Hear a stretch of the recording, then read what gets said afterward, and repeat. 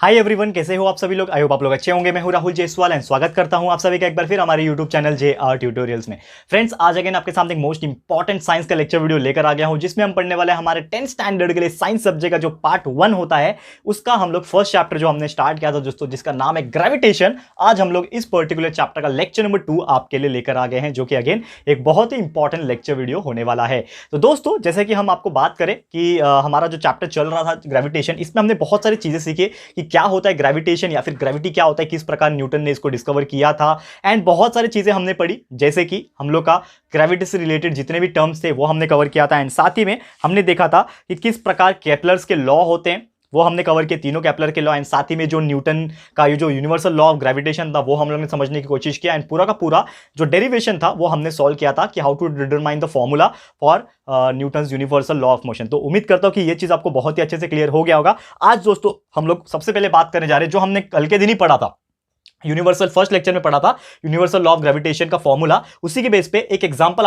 आज आपको मैं सॉल्व कराने वाला हूं, जो कि बहुत ज्यादा इंपॉर्टेंट होने वाला है। तो फॉर एग्जांपल कि यहां पे अगर आपको कोई क्वेश्चन पूछता है कि there are two persons which are sitting next to each other, यानी कि दो इंसान है, ठीक है, तो वो दोनों एक दूसरे के बाजू में बैठे हैं और दोनों के बीच का जो डिस्टेंस है वो 1 मीटर है। यानी कि समझ लो एक मेरा एक इंसान होगा यहां पे, ठीक है, और दूसरा जो इंसान होगा विराट कोहली, समझ लो, ठीक है। तो महेंद्र सिंह धोनी और विराट कोहली यहां पे बैठे हैं, MHD Virat Kohli, just for example I am giving here, ठीक है। अब यहां पे दोनों के बीच के जो डिस्टेंस है, वो दोनों के बीच का जो डिस्टेंस है वो यहां पे क्लियर कट बोल के रखा है कि दोनों का डिस्टेंस कितना है, 1 मीटर है, ठीक है। अब यहां पे बोल दिया है ये दोनों का जो वेट है वो अलग अलग दिया हुआ है कि इसका जो वेट है वो 75 है और इसका जो वेट है वो कितना है, यहां पे बोल के रखा है 80 kg, यानी कि MHD का वेट 75, VK का वेट जो है वो 80 kg है, हम लोग को बोल के रखा है। अब हमें क्वेश्चन ये पूछा है कि दोनों के बीच में जब ग्रेविटेशनल फोर्स एक्ट करेंगे, बराबर ना, ये दोनों के बीच में एक तरीके से फोर्स अट्रैक्शन होगा according to the universal law of gravitation जो हमने सीखा। तो हमारा फॉर्मूला जो है उसके हिसाब से हम लोग का जो फोर्स आएगा वो कितना आएगा, हमें ये पूछा हुआ है, ठीक है। तो we know the formula for calculating this, ये सब तो पता चल गया कि चलो क्या क्या दिया हुआ है। अब मुझे एक चीज पता है कि मेरा यूनिवर्सल लॉ ऑफ ग्रेविटेशन के हिसाब से एक फॉर्मूला होता है, that is F is equal to GMM upon R², ये फॉर्मूला होता है, ठीक है। वो फॉर्मूला के हिसाब से हम लोग सॉल्व करने की कोशिश करते हैं। तो F मुझे निकालना है, मेरा G कितना होता है ये आपको पता होना चाहिए दोस्तों, that is G is nothing but constant, universal gravitation constant, जिसका एक वैल्यू फिक्स होता है, जो कि होता है आपको 6.67 इंटू 10⁻⁻11, ठीक है, न्यूटन मीटर स्क्वायर पर kg स्क्वायर। वो लिखने की जरूरत नहीं है, बस इतना लिख दो वैल्यू।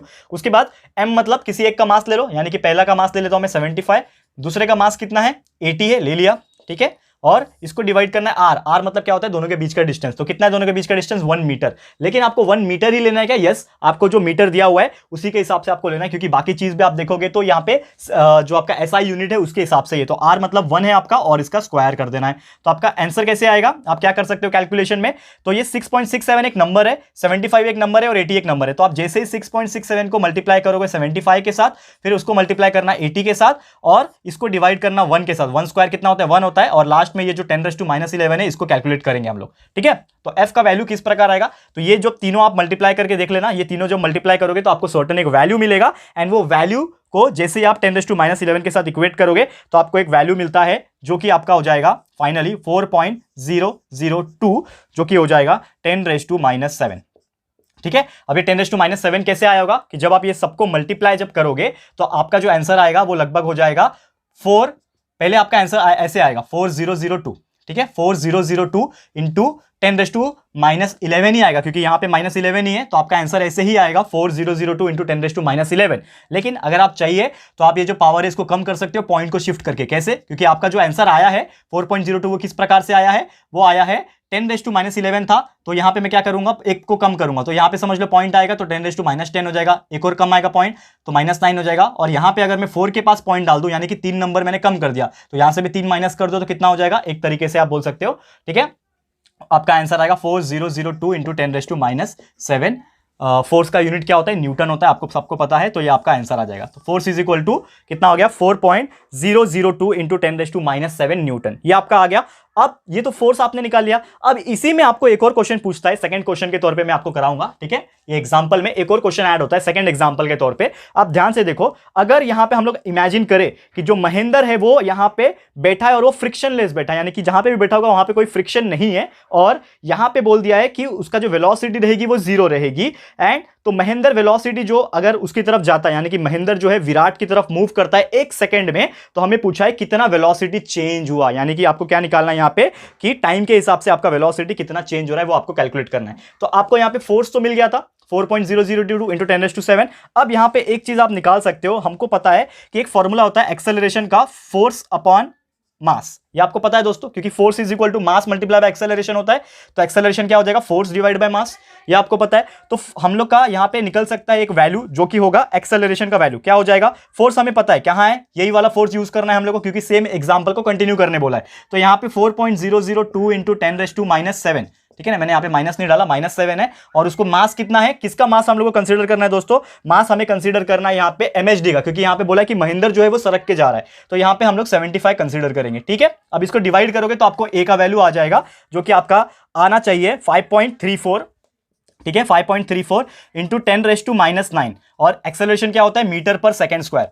तो ये आपको एक वैल्यू मिला, किसका मिला, एक्सेलरेशन का मिला। लेकिन आपको एक्सेलरेशन का ही वैल्यू सिर्फ निकालना है क्या, नहीं, आपको क्या निकालना है, वेलोसिटी का वैल्यू निकालना है, यानी कि आपको v का वैल्यू निकालना है। तो एक फॉर्मूला पता है दोस्तों, अभी हमने 9th स्टैंडर्ड में भी डिराइव किया था, और आपने 9th अगर ध्यान से पढ़ा होगा तो आपको एक फॉर्मूला पता होगा दोस्तों, क्या होता है वो फॉर्मूला। तो v इज इक्वल टू दोस्तों u+at, एक फॉर्मूला पता होना चाहिए आपको, v is equal to u+at एक फॉर्मूला होता है जिसमें आपको v निकालना है, क्योंकि क्वेश्चन में यही पूछा गया है कि 1 सेकंड के सरकने के बाद जो वेलोसिटी वो चेंज हो रहा है क्या, और कितना चेंज हो रहा है वो निकालना है, यानी कि v का वैल्यू निकालना है।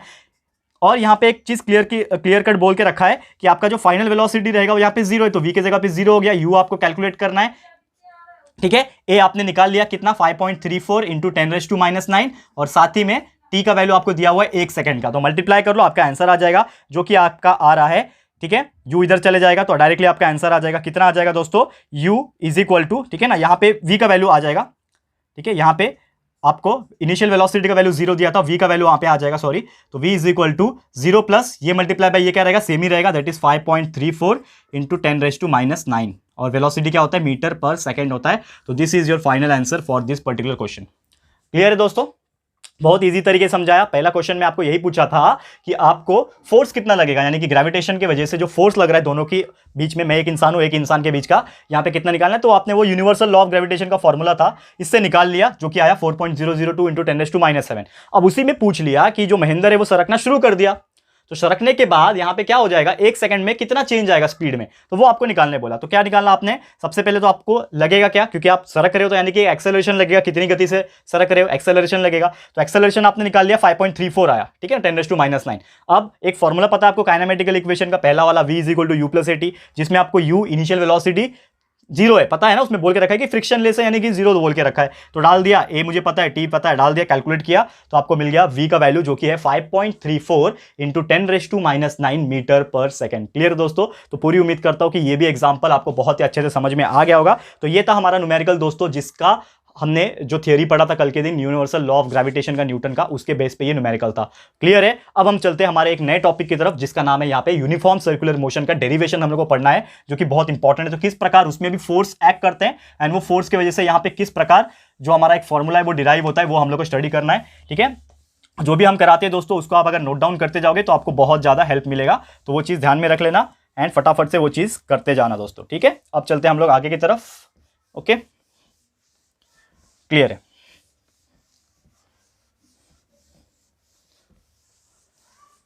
ठीक है, चलो स्टार्ट करते हैं हम लोग, जो कि हमारा टॉपिक है यूनिफॉर्म सर्कुलर मोशन का, और जो इसमें सेंट्रीपिटल फोर्स होता है, सेंट्रीपिटल फोर्स का यहाँ पे क्या वैल्यू आएगा वो हम लोग निकालेंगे। ठीक है, यूसीएम यूनिफॉर्म सर्कुलर मोशन का, और साथ में वैल्यू ऑफ सेंट्रीपिटल फोर्स। ठीक है, सेंट्रीपिटल फोर्स का किस प्रकार हम लोग वैल्यू निकाल सकते हैं या फिर मैग्नीट्यूड निकाल सकते हैं, वो हम लोग को सीखना है, value of centripetal force. Okay, तो ध्यान से देखना दोस्तों, ये भी बहुत इंपॉर्टेंट टॉपिक है आपके सिलेबस के हिसाब से।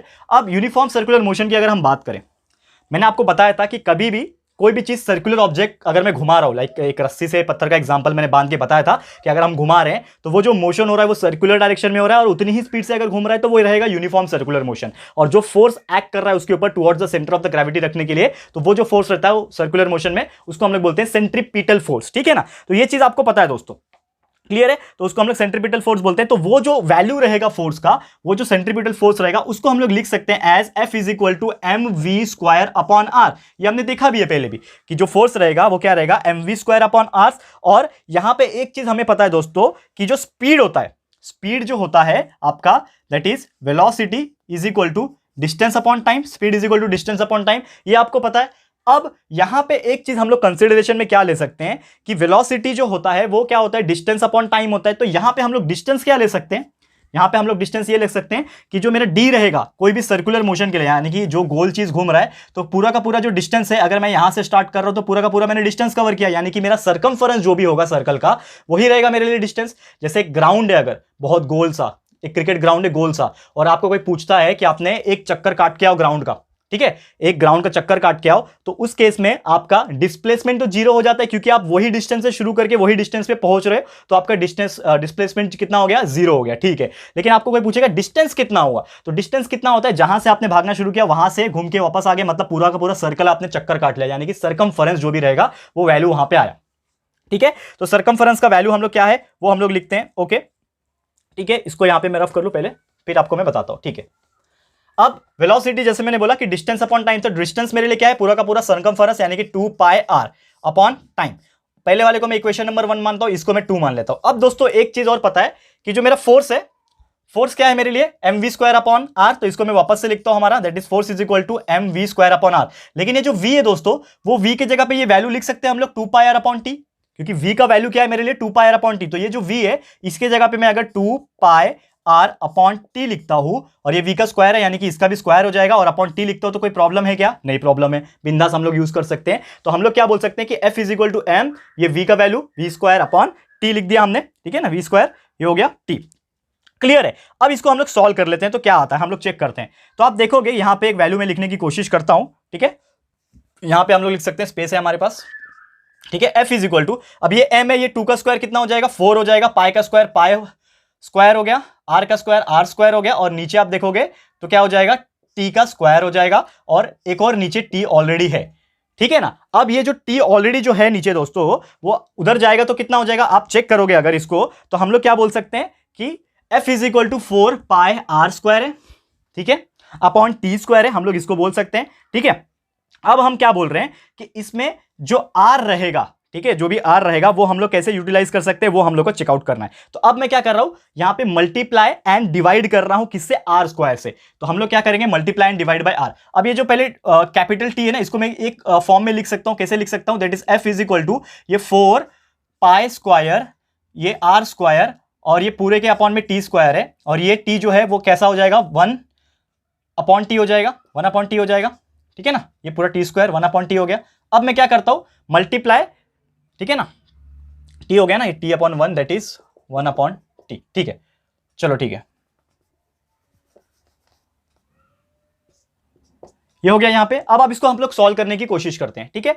अब यहां पे आप नोटिस करोगे मैंने क्या बोला कि यहां पे हम लोग को करना है multiplying and divide by R, हम लोग को क्या मिलेगा, तो मल्टीप्लाई बाय आर करोगे, यहां पे हम लोग आर स्क्वायर से कर रहे हैं, हम लोग को क्या मिलेगा, तो लेट्स सपोज हम लोग स्टार्ट करते हैं। तो यहां पे हम लोग को क्या मिलेगा दोस्तों, will get f will be equal to, क्या मिलेगा, f का वैल्यू हम लोग को 4m पाई स्क्वायर अपॉन यहां पे मिलेगा आर स्क्वायर, ठीक है। और यहां पे हम लोग बोल सकते हैं कि अलग से मैंने निकाल लिया R cube upon T square, अलग से मैंने यहां पे निकाल दिया। अब मुझे एक चीज पता है दोस्तों, यहां पे हम लोग सॉल्व करने की कोशिश करेंगे, एक चीज मुझे पता है कि हम लोग जो है ये R cube upon T square को एक तौर पे लिख सकते हैं, बिकॉज वी नो दैट कि the square of the time period of revolution is directly proportional to the mean of the distance between them, ये केप्लर्स का थर्ड लॉ बोलता है, यानी कि R cube upon T square कितना हो जाएगा, 1 अपॉन के हो जाएगा, क्योंकि T square upon R cube का वैल्यू के होता है। तो हम लोग एक चीज लिख सकते हैं, f is equal to 4m pi square upon R square, ठीक है, 4m पाई स्क्वायर अपॉन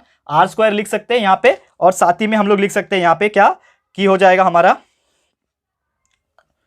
ये R square upon T cube को हम लोग 1 अपॉन के लिख सकते हैं, क्लियर है। अब ये 1 अपॉन के लिखने के बाद इसमें सिर्फ और सिर्फ फोर्स जो होता है वो किसके ऊपर डिपेंड करता है दोस्तों, यहां पे डिपेंड करता है ये 4m pi square upon R square जो होता है ना दोस्तों, अपॉन के अगर हम लोग लेंगे तो वो क्या हो जाता है, एक कांस्टेंट वैल्यू हो जाता है। तो हम लोग बोल सकते हैं कि it is equal to constant, तो ये हमारा एक फॉर्मूला बन जाता है, क्लियर है, ये चीज आप ध्यान में रखिएगा।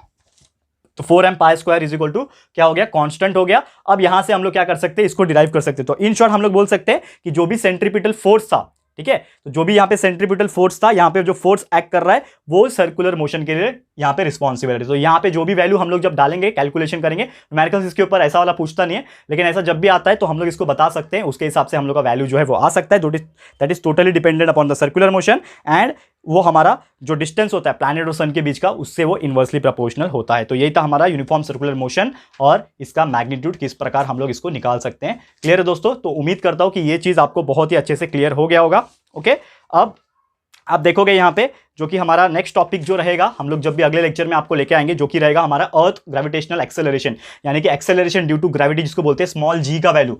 ये स्मॉल जी का जो वैल्यू आता है ना 9.8, वो किस तरह हम लोग कैलकुलेट कर सकते हैं, वो सभी चीज हम लोग आपको सिखाएंगे, लेकिन आज नहीं, हम लोग सिखाएंगे उसको हमारे अगले लेक्चर में। तो आज के लिए इतना ही दोस्तों, हमारा आज का लेक्चर मैं यहीं पर स्टॉप करता हूँ। उम्मीद करता हूँ कि हमारा आज का लेक्चर आपको पसंद आया, और दोस्तों बहुत ही मेहनत लगती है आप लोग के लिए ऐसे दोबारा वीडियोस बनाने में। तो दोस्तों थोड़ा सा सपोर्ट कीजिए, आपको बहुत ही अच्छा लगेगा। आगे आने वाले दिनों में बस 1-1.5 महीने का आप सपोर्ट कर दोगे, हर चीज आपको मिल जाएगा दोस्तों। आपको बिल्कुल चिंता करने की जरूरत नहीं है, हर चीज आपको जैसे पहले था दोस्तों वैसे मिल जाएगा। तो आपको बिल्कुल चिंता नहीं करना है। अच्छे से बना रहे, इफेक्टिव तरीके से बना रहे, फेस के साथ बना रहे, और आपको ऐसे बताएंगे कि आप 2-4 साल के बाद ना ये सब चीज नहीं भूलोगे, फिर भी आप अगर पढ़ाई करोगे तो। ठीक है दोस्तों, तो आज के लिए इतना ही। अगर वीडियो पसंद आए दोस्तों, वीडियो को लाइक करो, शेयर करो, सारे फ्रेंड्स लोगों को शेयर करना। 10th स्टैंडर्ड के स्टूडेंट, बोर्ड है दोस्तों, कुछ भी हो सकता है। अभी कोविड-19 का सिचुएशन गया नहीं है, ऑनलाइन एग्जाम से चांसेस ज्यादा है, लेकिन अगर ऑफलाइन हुआ तो फिर भी आपको पढ़ना पड़ेगा। ये सब थियोरेटिकल चीजें दोस्तों, तो बहुत ज्यादा इंपॉर्टेंट है। फटाफट लाइक करो, शेयर करो, एंड दोस्तों अगर आपने हमारे चैनल को सब्सक्राइब नहीं किया है तो फटाफट से हमारे चैनल को सब्सक्राइब कर लेना, साथ में बेल आइकन को प्रेस कर लेना, ताकि जब भी हम लोग वीडियो लेकर आएंगे आप लोग को नोटिफिकेशन मिलती रहेगी। ठीक है फ्रेंड्स, तो मिलते हैं हमारे अगले वीडियो में। ये वीडियो देखने के लिए thank you and good bye.